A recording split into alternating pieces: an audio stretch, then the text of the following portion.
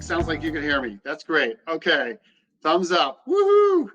Okay, I am going to now just share a slide with you right now. So just give me one moment. Okay, for some reason when I share my screen, it has trouble going into present mode.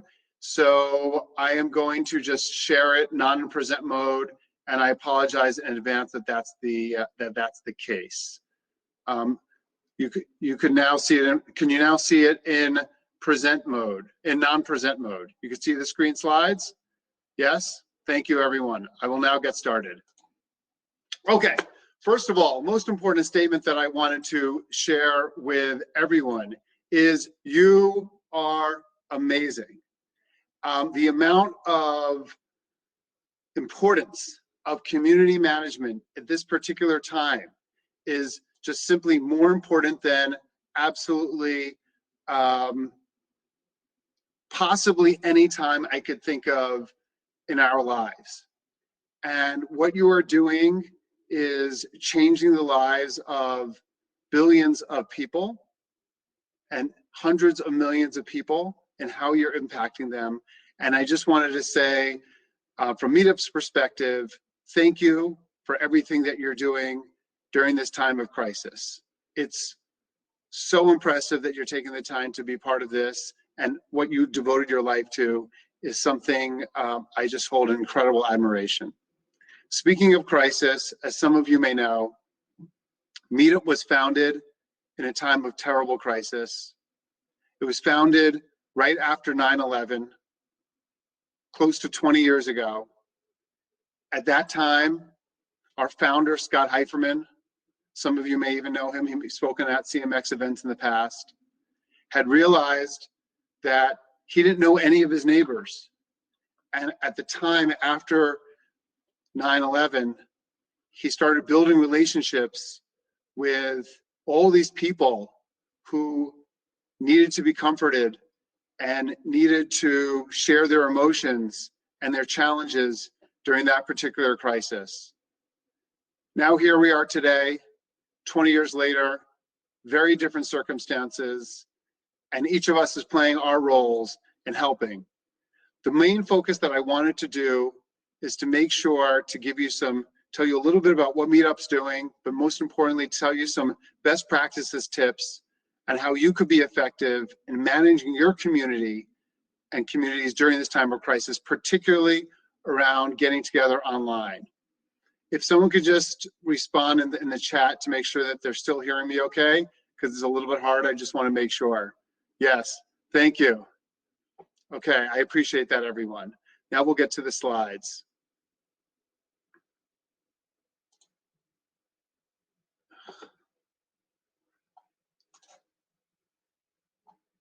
Great. Okay. I'm sorry. I apologize. This big black thing is coming up in front and it's very annoying and I don't know how to get it to leave. I'm going to try one more time. Forget it. We'll just look at it this way.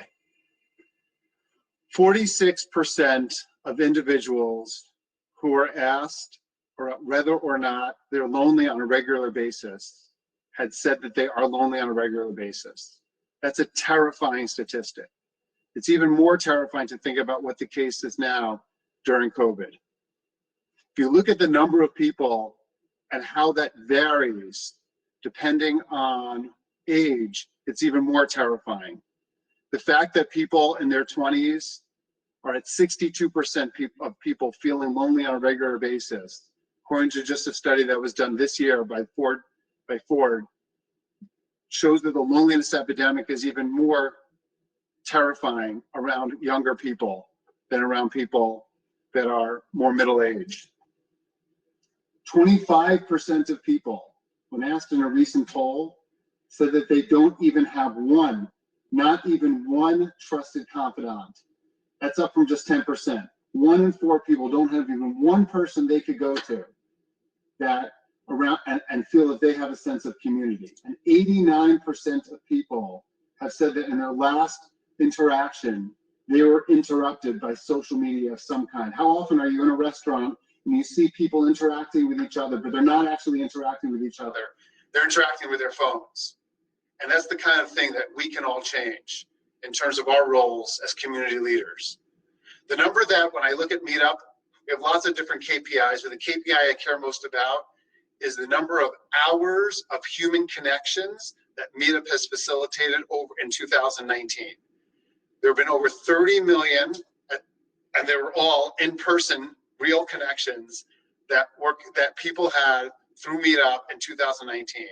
And I encourage each of you as community leaders to think about how many hours of connecting you've been able to fill for the people whom you can most impact.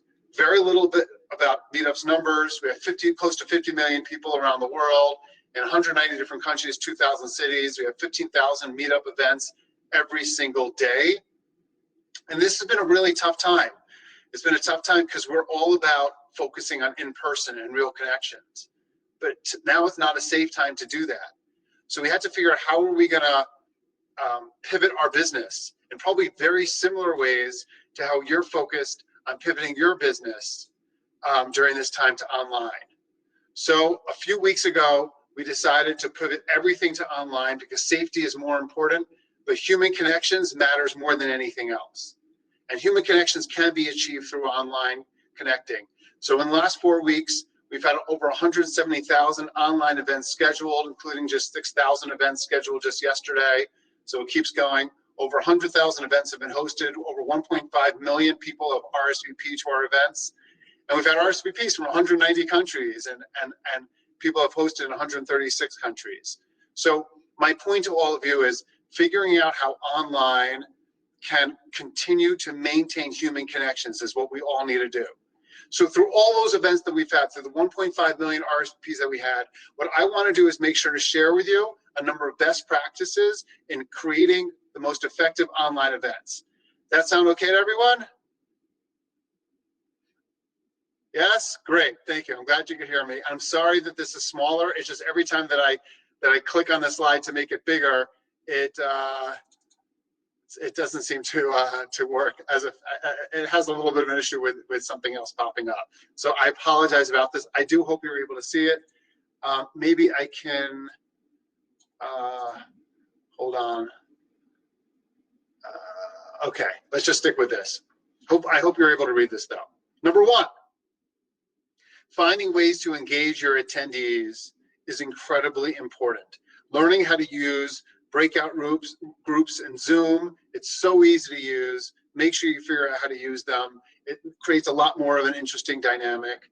Scavenger hunts is something I've been seeing increasingly more of our organizers doing to engage people from a social perspective. Number two, being even more organized when you have online events it's even more important to be organized.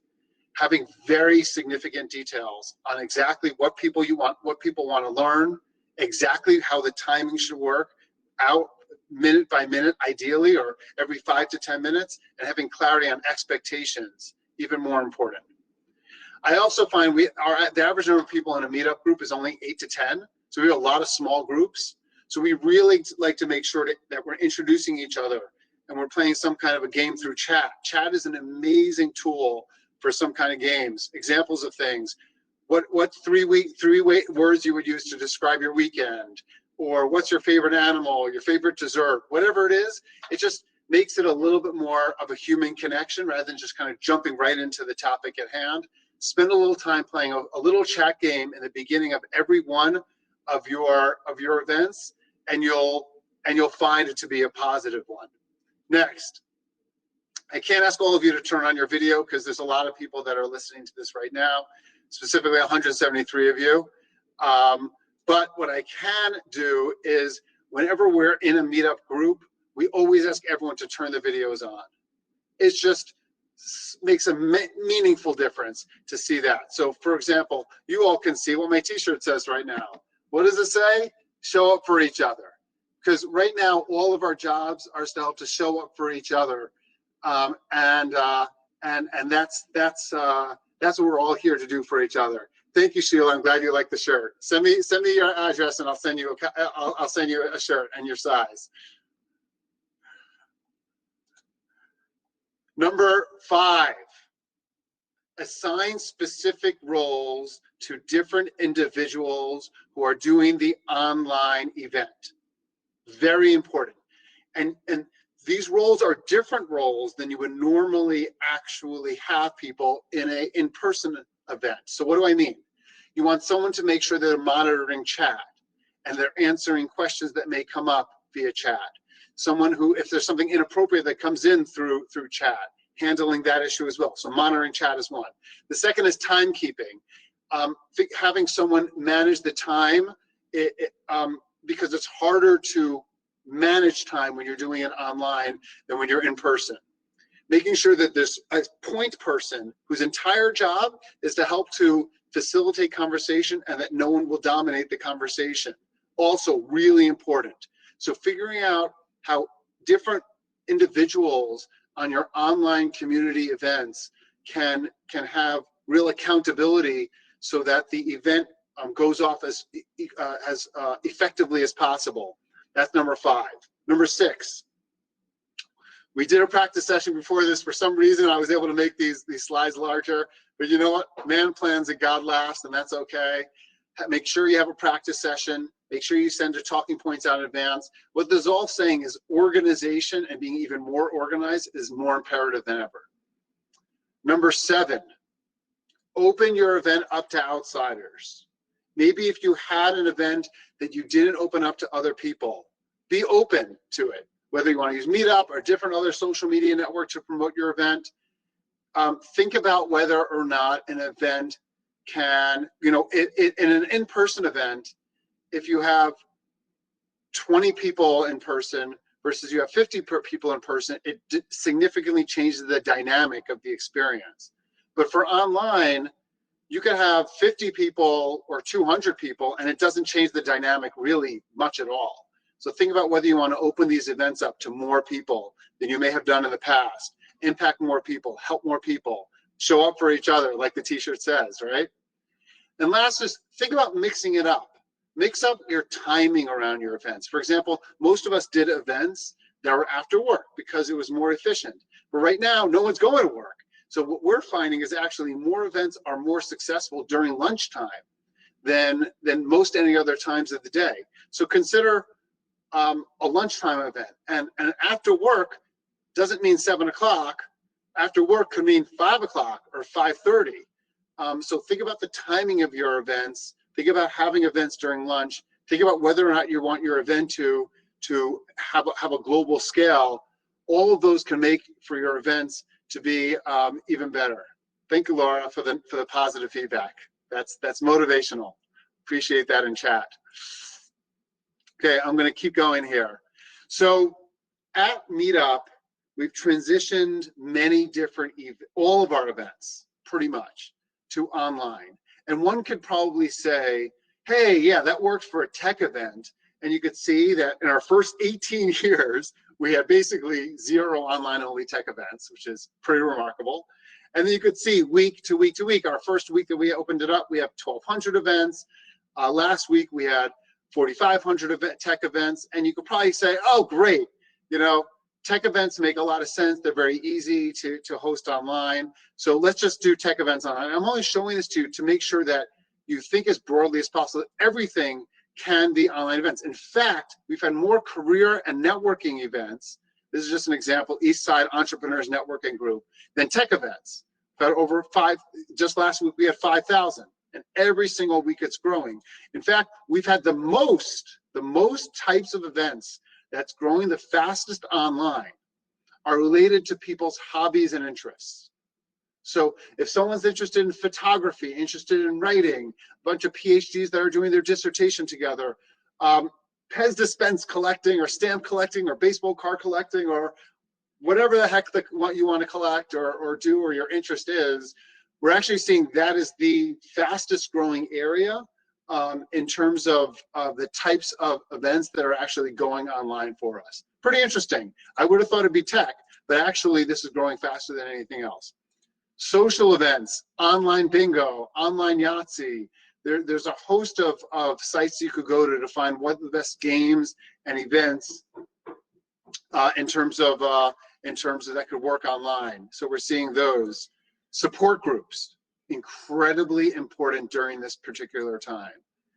We have Ayana actually didn't have a 9 and a 10. I only had the first 8. So don't feel bad, Ayana. I see your chat that just came in. We have many support groups at Meetup, whether it's supporting children, parents of children with ADHD, or hundreds of breast cancer support groups and other support groups. It's even more important to have support groups today that are online and keeping community connected than ever. A friend of mine is a recovering alcoholic, and she is making things work for herself because of the online support group through AA that she has right now. And then the next is just sports and outdoors. Now that's a lot more complicated, but interestingly, we are seeing individuals go on runs and they get back together and they all drink a beer online together. Or they get together and they plan out where they should go hiking or where they should go running. They don't do it together, or they go cycling. They do it on their own, but then they plan together and then they celebrate together afterwards. So every single type of event that you can think of can not be done the exact same way online, could be done differently online, but it's still better than nothing at all. And that's kind of the main point that I also wanted to share. Aside from the ideas, think broadly, because anything can potentially be successful, and every single area for us is growing. The next thing I want to share with you is a number of different templates that can exist. So you can get a copy of this presentation by emailing me afterwards, and I'll give you a copy. I'll send you my email after this. But I want to share you a couple of templates that may be helpful for you to think about in terms of different formats that you may have for your events. So I'm not going to read the details of this because you can take a screenshot or you can get a copy of the presentation afterwards, and we're happy to send it to you. But this is a template around having a group discussion or a panel online. This is a template for having a group meditation or a yoga and kind of some best practices around that. This is a template for a book club. We have thousands of book clubs at Meetup, and transitioning your book club to be as effective as possible online.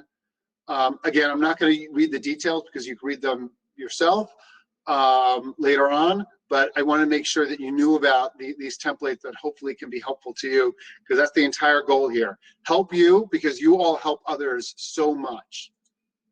Writing workshops or any type of workshops, again, a template for that. And the last template is around, this can work really well, photo sharing happy hour. So whether people are hiking or doing other things, they could go on there, people could do things individually and then share photos with each other of the event that they did, whether it's a parenting type event, whether it's any type of event, even for engineers. Photo sharing can be really powerful and a great way for people to continue to build relationships with each other. And happy hours are fun, just BYOB on that one, right? Glad you like that, Stephanie. Nice to hear. So we happen to have a blog at Meetup. And I say this because if you want to join it, you can. But more importantly, think about, if you do join it, think about whether or not you want to replicate this kind of concept. And what our blog is all about right now is helping our 200,000 plus organizers to be more effective at organizing events. So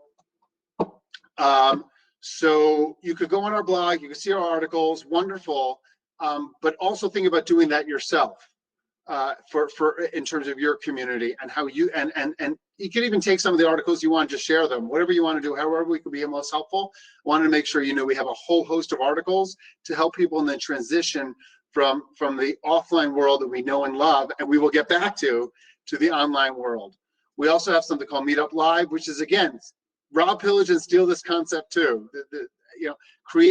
It's basically interactive sessions to help our organizers. So we've got someone from Zoom, and Zoom is going to be sharing best practices on how to use their technology for events and answering questions. That's coming up May 7th.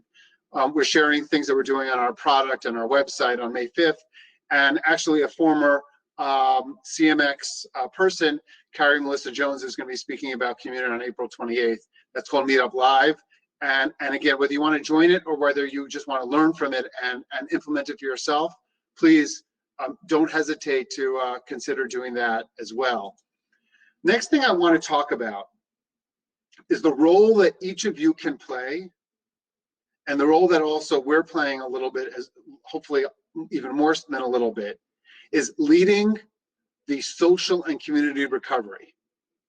Leading the community and social recovery back to in-person only when, of course, it's safe to do so. So because we happen to be global, we are starting with certain countries that we know it's safe to do so, whether it's New Zealand or certain locations in China or South Korea, where it is in fact safe to do so.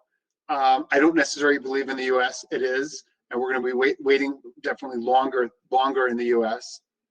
And figuring out what role each of you can play in leading that recovery. We're going to be teaming up with a major charitable organization and donating money towards COVID for each of the different back to in-person events that are hosted. And our goal is to figure out how to lead a movement back to in real life, back to in-person, again, only when it's safe to do so. That's the most important thing. And I can't wait for there to be 2, 3, 5x the number of in-person events and experiences for people that they would never have participated if not for them having to gone through the hardship that they're going through with COVID today. And I say this not because I want to toot Meetup's horn, but because I want you to think about what role each of you can play in leading the recovery, the social and community recovery back in your areas. The first step is to maintain community and to keep connected through online. The next step is to lead the recovery in the future and make sure that we're showing up for each other, right? So 5 minutes left. Got it, Jamie. No problem. I'll actually finish in 2. The other thing that we're about to do is make Meetup free for all college students. I happen to have a freshman in college myself, and free to organize, excuse me. And we're gonna have Q&A. Don't worry, Curly. And I think college students are in particular lost at this particular time because they're outside of their normal interactions with their friends and their connections through their college groups on campus. So we're going to rolling that out actually next week to make Meetup free for college students. Last 2 slides, just to share, is we happen to have something called Meetup Pro with a whole bunch of different companies and communities that help businesses to engage with their communities. If you don't know anything about it, Meetup for Business, you could also send me an email. This is my email address, david@meetup.com. If you don't have our app, gosh, you're community leaders. You should definitely have our app to learn anything that we're doing. The most important thing that I'd love to do is help you with answering any questions. Good question, make it free for high school too. Check it, maybe we will, because they could use our help definitely as well. So you hopefully can see up my email address on here. Feel free to send me an email if you want a copy of the presentation. Jamie, what questions do you got for me?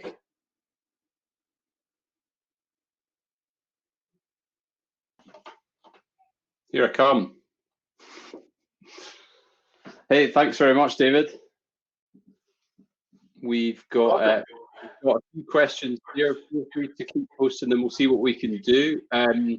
Question from Hazel. She's asking, what tools did Meetup provide to encourage people to start planning these events online?